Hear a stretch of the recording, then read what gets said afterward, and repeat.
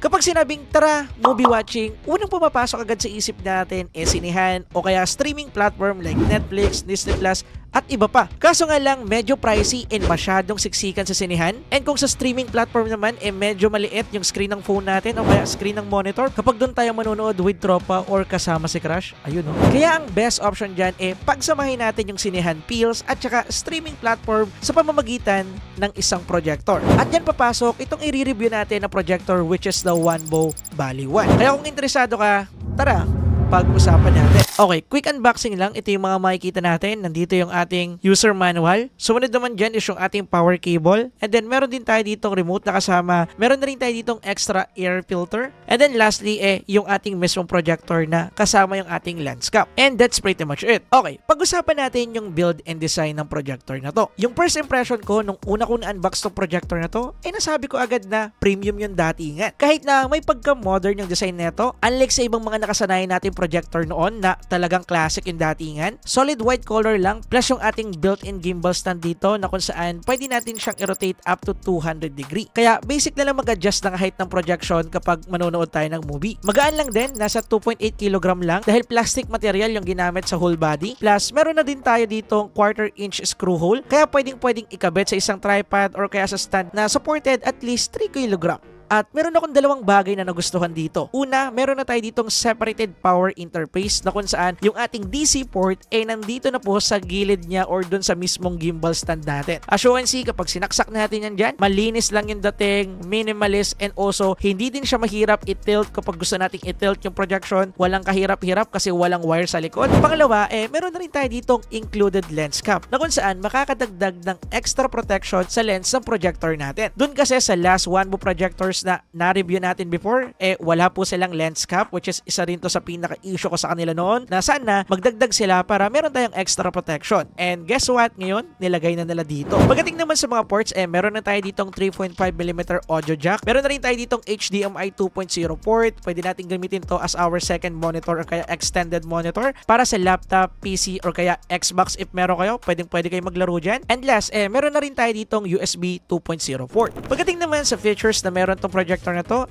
mas naging updated siya unlike before. Kasi nung una kong ginamit or sinet up itong projector na to, napansin ko agad yung pagiging responsive ng image adjustment feature na to. Bale, based sa website ni Wanbo, naka SAS 3.0 image adjustment na raw to. Ibig sabihin ito yung third generation version nila. And pagdating dito, masasabi ko na totoo naman na updated at mas responsive to. Kagaya na lang netong auto keystone correction na combined with autofocus, mas naging accurate at mabilis na rin yung calibration na pinapakita nila dito. Mas accurate siya dun sa gusto natin na result and also mas mabilis na siyang nagpa-function. Kaya kahit i-tilt natin pataas man o pababa, automatic na i-recalibrate yan ang auto keystone correction natin para mapantay yung display, which is isa sa pinaka nagustuhan ko. Mas naging responsive na rin dito yung kanilang obstacles avoidance. Bale, gumagana to sa pamamagitan ng pag-i-scan ng surface na pagpoprojectan niya. At once na merong na-identify yung sensor natin na merong harang or kaya merong imbalance doon sa mismong poprojectan niya ng display, ang ginagawa nito is iniiwas niya yung projection doon sa part na imbalance or sa tingin niya is obstacle. Kaya mapapansin natin dito na saktong-sakto lang yung edge niya dito dahil na-identify niya na imbalance tong pillar part. Pero if some way, somehow, hindi mo nagustuhan yung auto keystone correction or kaya yung kanyang autofocus, pwede mo naman siyang i-adjust using settings, pwede mong ipa-recalibrate o kaya pwede mo siyang i-manual adjust based sa prepared na settings sa gusto mo. So lahat ng mga auto features na to, pwede rin natin i-set up manually. Which is para sa akin, goods yun dahil iba-iba naman tayo ng preferred. Anyway, move na tayo sa part niyan at next naman natin pag-usapan yung main reason kung bakit ka nga mabibili ng isang projector at yan, yung kanyang display and sound quality. Unahin na muna natin yung display. Bale, meron tong max size projection na 40 inch to 130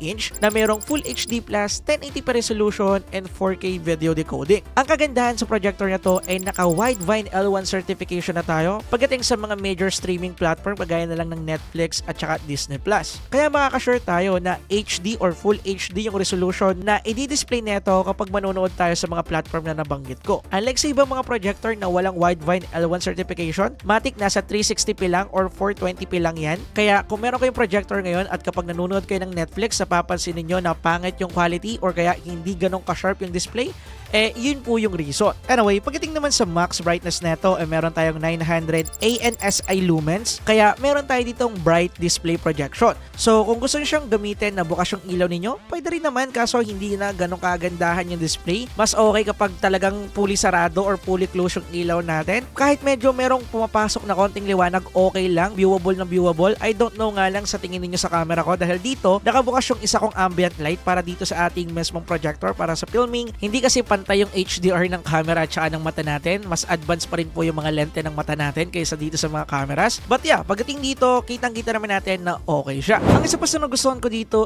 pwede nating i-tweak yung display settings natin. Bale, in default kasi nakaset to sa standard or in default setup. Pwede natin siyang iset sa vivid mode na kung saan mas magiging saturated yung mga colors, which is magkakaroon tayo ng enhancement. And kaya pala, lahat ng pinakita ko sa inyo na sample clip dito is naka-vivid mode. Kaya mapapansin niyo yun na medyo mas bright or mas enhance yung color niya unlike do sa standard display. Pagdating naman sa sound quality nito, meron tayo ditong 12 watts stereo speakers, which is merong 500cc sound chamber na kung saan maganda and also immersive yung makukuha natin ditong sound quality. Ito yung sample para magkaroon kayo ng idea in max volume. Mr. Bishop, hey.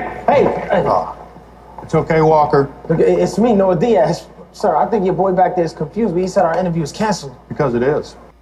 Take a deep breath here. The hell with that! 5 minutes into my math class, he questioned my credentials. How am I supposed to control a classroom when a kid accuses me of being in breach of the hygiene code? At dahil nga projector to, okay din yung heat dissipation technology na ginamit nila. Dahil based kay Wanbo, ito raw yung merong pinaka-largest cooling fan sa lahat ng projectors nila. And based sa paggamit ko dito, totoo naman yung kiniklaim nila na wala kang maririnig na noise ng fan dito. Although, napapansin ko dito sa may gilid na part na talagang medyo, meron talaga siyang init na binubuga. Syempre, normal yan. Diyan naman nakalagay yung kanilang heatsink. At nung chinek ko siya sa thermal gun ko, medyo mainit din yung gilid niya. Pero ang kagandahan dito, to normal na dapat ganyan yan kasi kung hindi siya mainit, hindi niya nagagawa yung pinaka-purpose niya, which is yung pagre-remove ng init ng mismong projector. At pagdating dito, na-nail niya naman. Pagdating naman sa iba pang controls and also navigation neto, unang-una naka Android 11 operating system na tayo dito, which is latest. Pwede tayo mag-update dito ng Netflix, YouTube, at saka ng Disney Plus na hindi natin magawa sa iba nating mga Android TV na naka Android 10 pa. Meron na rin tong built-in Google Assistant na kung saan pwede nating i-activate using our remote. For example, open YouTube, search para kay Steven Tips, search YouTuber, etc. Pwede mong gawin yan dito. Pwede ka rin magbigay ng command. For example, mag-i-skip ng video, bababaan yung volume, or kaya magsaset ng another movie, etc.